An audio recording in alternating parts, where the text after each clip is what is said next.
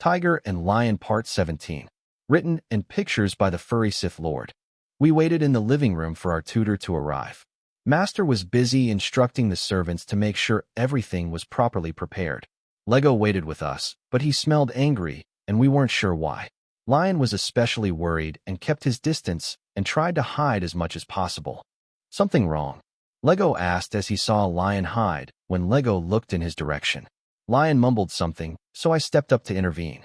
We were both concerned that you smell angry, I said. Lego sighed and bent down and spread his arms. Lyon hid again, not knowing what he was doing, so I showed him and wandered over, and Lego hugged me. We both looked at Lyon, and he swallowed hard, but looked determined and worked up the nerve to approach. Lego grabbed him, and a new round of tickling commenced as we were helpless to resist. Unfortunately, Master entered with a Labrador retriever who looked at the three of us as we were on the carpet. "Stop acting like a puppy," Master shouted at Lego, and Lego blushed as he rose and looked at his feet. The yellow dog chuckled to himself, and Lego scowled at him. He looked down at us curiously as we looked up surprised. We were trying to catch our breaths when he started to wag his tail.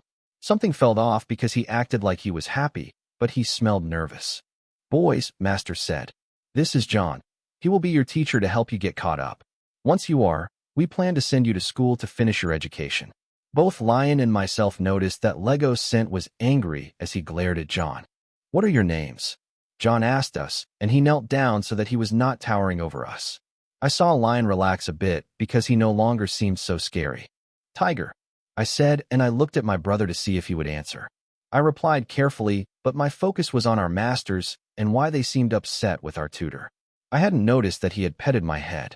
"Lyon," Lyon said after a slight pause to work up his nerve. It was easier with John not being so scary, but he was still cautious. John reached out slowly and carefully petted Lyon's head. "I think the three of us can be good friends," John remarked, but Master interrupted as he put his hoof on John's shoulder. "Boys," Master said, and it was the first time he didn't call us slaves. We were stunned, but not as stunned as what he said next.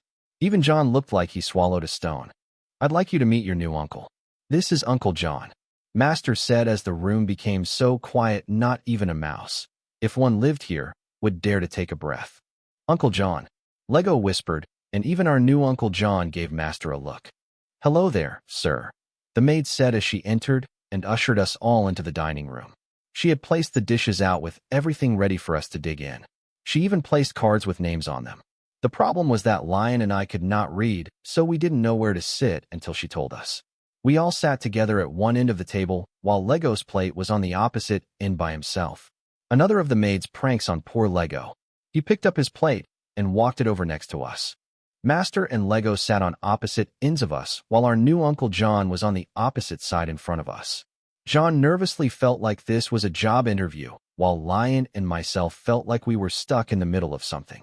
"So, I'm your uncle," John said, and he forced a smile as we stared at him. "You're part of the family now," Lou said with a grin on his face. "Since you and Lego have been friends since you were both pups, it's only fitting that you become an uncle to his slaves. At least until I can think of a better title," Lou said. I smelt that satisfaction he had when he out-negotiated the bull in the mall. Suddenly a new aroma filled my senses and my mouth began to water. Even Lyon was drooling like I was. Neither of us understood why, and John watched us closely. "You both must be smelling supper," he said. Lego turned and whispered to Lyon. "What is it?" he asked, then suddenly his ears perked up. He had smelled it too. "Oh no," he said, and a second later I saw blood dripping slightly down Master's head. Lou," he said as he stood up, but in that brief second the antlers on Master's head fell off. "Damn it," Master shouted, and he ran off embarrassed as Lyon and I looked at each other startled. Lego jumped up to try and stop Master from running, but he was not fast enough at that moment. John watched me as I grabbed an antler and held it close to my chest. Not wanting to be outdone, Lyon quickly grabbed the other one before I could grab it. I was a bit jealous because I wanted to protect them both since I figured Master might be pleased I had saved his antlers for him.